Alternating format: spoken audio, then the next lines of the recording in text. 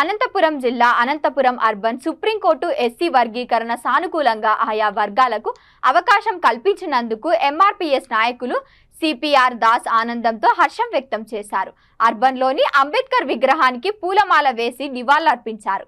PCR Das మీడియాతో మాట్లాడుతూ supreme court SC వర్గీకరణపై సానుకూలంగా తీర్పునిచ్చిందని, ఎస్సీలు చాలా ఆనందంగా ఉందని ఆయన మీడియా ముఖంగా తెలియజేశారు. మందకృష్ణ మాదిగ 30 సంవత్సరాలు పట్టువదలక విక్రమార్కుడిలా ఎస్సీ వర్గీకరణకు పోరాటం చేశారు. ఈ పోరాటానికి ఎంతమంది నాయకులు, కార్యకర్తలు ఈ పోరాటానికి సహకారం అందించారని అన్నారు. 30 ఏళ్లుగా పోరాడడం వల్ల ఎస్సీ వర్గీకరణ జరిగిందని, ఇది ఎస్సీలకు చాలా ఆనందకరంగా కలిగిస్తుందని పీసీఆర్ దాస్ హర్షం వ్యక్తం చేశారు. ముఖ్యమంత్రి వర్యులు చంద్రబాబు నాయుడు ప్రధానమంత్రి నరేంద్ర మోదీకి కృతజ్ఞతలు తెలియజేశారు. ప్రధానమైన కారణం షెడ్యూల్ కులాల వర్గీకరణ.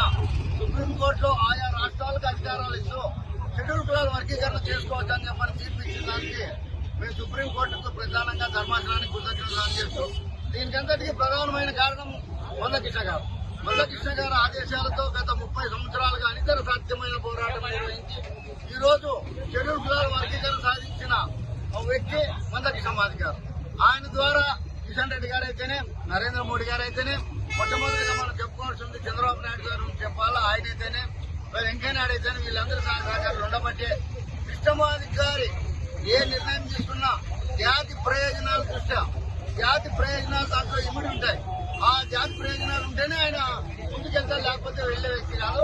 ఆ విధంగానే ఆయన వ్యూహ రచన చేసి షెడ్యూల్ కులాల వర్గీకరణ పైన నరేంద్ర మోడీ గారిని, వెంకయ్య నాయుడు గారిని, అమిత్ షా గారిని, అదేవిధంగా కిషన్ రెడ్డి గారిని మరి ప్రతి ఒక్కరికి తన వ్యూహంలో భాగం చేసి షెడ్యూల్ కులాల వర్గీకరణ ఈ రోజు మందకృష్ణ గారు సాధించారు.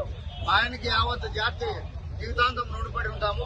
కృష్ణమాది గారి ఆదేశాల ద్వారా షెడ్యూల్ కులాల వర్గీకరణ అయిన తర్వాత 96 నుంచి 97 వరకు, మరి అదేవిధంగా 2000 నుంచి 2004 వరకు షెడ్యూల్ కులాల వర్గీకరణ ఆంధ్ర రాష్ట్రంలో అమల్లో ఉన్నప్పుడు 25,472 ఉద్యోగాలు వచ్చాయి. అప్పుడే ఈ టీచర్స్ కి అవి ఎక్కువ ఉద్యోగాలు వచ్చాయి. అంటే షెడ్యూల్ కులాల వర్గీకరణలో ఎంత బలం ఉందో మనం అర్థం చేసుకోవాలి. షెడ్యూల్ కులాల వర్గీకరణ ప్రధానమైన కారణం డాక్టర్ బాబాసాహెబ్ అంబేద్కర్ గారు ఇచ్చిన 15% రిజర్వేషన్ ని మీరు ఆయా కులాలకు సామాజ ప్రకారం రిజర్వేషన్ పంచండి అని ఆయన డిమాండ్ చేస్తూ వచ్చారు.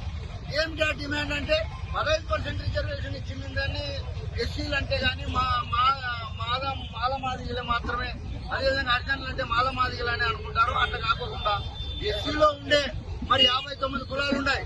59 కులాల్లోన 15% రిజర్వేషన్ అంబేద్కర్ గారు ఇచ్చారు.